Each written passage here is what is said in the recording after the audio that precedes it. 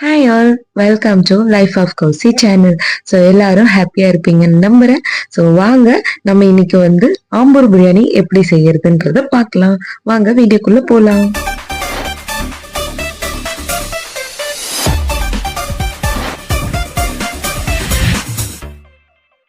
So பிரியாணிக்கு தேவையான onion and also tomato, தென் இஞ்சி பூண்டு பேஸ்ட் இது எல்லாமே ரெடியா வச்சுக்கோங்க. நாங்க இன்னைக்கு 1/2 kg சிக்கன் எடுத்திருந்தோம். ஸோ 1/2 kgக்கு 1/2 kg ரைஸ் போடலான்ட்டு எடுத்தோம் நாங்க.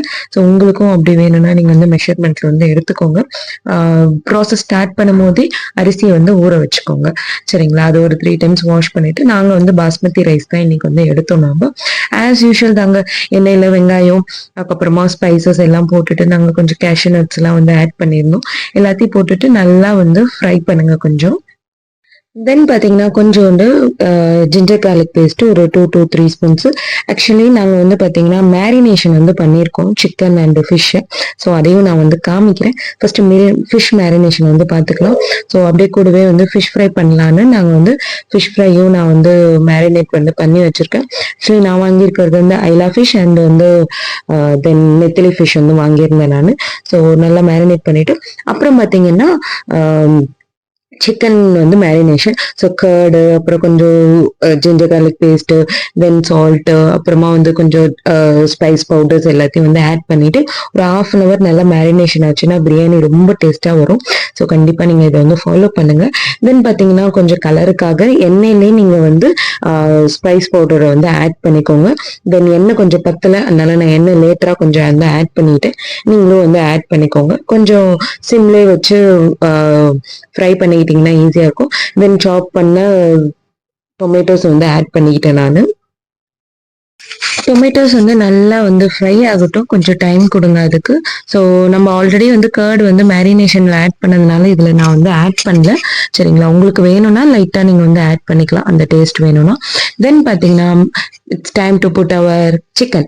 ஸோ மேரினேஷன் பண்ண சிக்கனை எடுத்து போட்டுக்கோங்க. ஸோ ஒரு 5 minutes டொமேட்டோ ஃப்ரை ஆனோடனே இதை எடுத்து நீங்கள் போட்டுக்கலாம். தென் பார்த்தீங்கன்னா அரிசிக்கு தண்ணி பார்த்தீங்கன்னா 1 glassக்கு 1.5 glass வாட்டர் நான் அளந்து வச்சுக்கிட்டேன் நான். ஸோ நீங்களும் அந்த மாதிரி அளந்து வச்சுக்கோங்க. சீரக சம்பாவில் செஞ்சு பாருங்க, இன்னும் நல்லாவே இருக்கும். ஆக்சுவலி என்கிட்ட பிரியாணி ரைஸ் இருந்துச்சு, அதனால இதில் பண்ணேன்.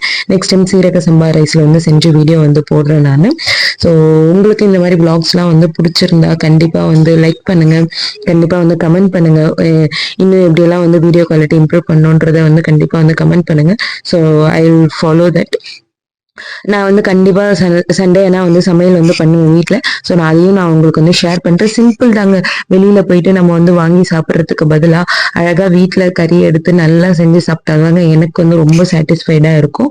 ஸோ வாங்க இப்போ நம்ம பாத்தீங்கன்னா தண்ணி சொல்லியிருந்தால அளவு எடுத்து வச்சதை எடுத்து ஊத்திக்கோங்க. ஃபர்ஸ்டே அளந்து வச்சுக்கோங்க.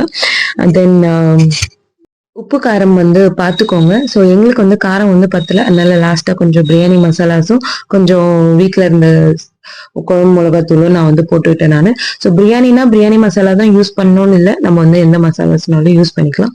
அண்ட் ஆல்சோ பார்த்தீங்கன்னா நான் கொஞ்சம் ஹெல்த்தி ஃப்ரீக்கு, அதனால நான் ஜூஸ் போட்டு குடிச்சிட்டு இருந்தேன். நெல்லிக்காய் ஜூஸ் இது செம்மையா இருந்துச்சு. கொஞ்சோண்டு சால்ட் போட்டு குடிச்சிங்கன்னா சூப்பரா இருக்கும். ஆக்சுவலி நீங்களும் ட்ரை பண்ணி பாருங்க. ஏன்னா நம்ம பிரியாணி ஹெவியா சாப்பிட போறோம்னா கொஞ்சம் இந்த மாதிரி ஒரு டீடாக்சிஃபையான ஜூஸஸ் எடுத்துக்கிட்டோம்னா ரொம்பவே ஹெல்ப்ஃபுல்லா இருக்கும் நம்ம டைஜஸ்டிவ் சிஸ்டம்க்கு. தென் ஊற வச்சிருந்த அரிசியை நான் போட்டுக்கிறேன். ஆக்சுவலி சிக்கன் ஒரு 50% வந்திருக்கும் அதுல. ஸோ அது கூடவே நம்ம அரிசியும் போட்டுட்டோம்னா, நான் வடிச்சு கொள்ள அரிசி டைரக்டாவே போட்டிருக்கேன் நானும், அதனால சீக்கிரமாவே அரிசி போட்டுட்டோம் நாங்க. ஸோ அரிசியும் தண்ணியும் கொஞ்சம் ஈக்குவலா வந்தோடனே சிம்ல ஒரு 10 minutes வச்சு தம் போட்டுருங்க. மேல சுடுதண்ணி வச்சு தம் போட்டேன் நான். தென் பாத்தீங்கன்னா திரும்பி 20 minutesக்கு அப்படியே ஆஃப் பண்ணிட்டு விட்டுருங்க. அந்த தம்லயே நம்ம நல்லா வெந்துடும். So come to here block. So நம்ம எண்டுக்கு வந்துட்டோம். ஆக்சுவலி ஸோ சுட சுட ஆம்பூர் பிரியாணி ரெடி ஆயிடுச்சு. ஏதோ எங்களோட ஃபர்ஸ்ட் அட்டெம்ப்ட் இது. நானும் என் ஃப்ரெண்டும் சேர்ந்து குக் பண்ணுவது. ஸோ கண்டிப்பா எப்படி இருக்குன்னு மறக்காம கமெண்ட் பண்ணுங்க. ஸோ பிரியாணிக்கு ரைத்தா எல்லாமே எப்படி, ஸோ ரைத்தாவும் குக்கும்பர் போட்டு நல்லா வந்து ரெடி பண்ணியிருந்தோம். அண்ட் சைட் பை சைடு வந்து ஃபிஷ்ஷும் வந்து ஃப்ரை பண்ணிட்டோம். நெத்திலி வந்து கொஞ்சம் இப்படிதான் வந்து வந்துச்சு. ஸோ நெக்ஸ்ட் டைம்ல இருந்து நெத்திலியில கொஞ்சம் கார்ன்ஃப்ளவர் போட்டு ஆட் பண்ணி நல்லா வந்து பண்ணணும். So yeah, this is our lunch menu.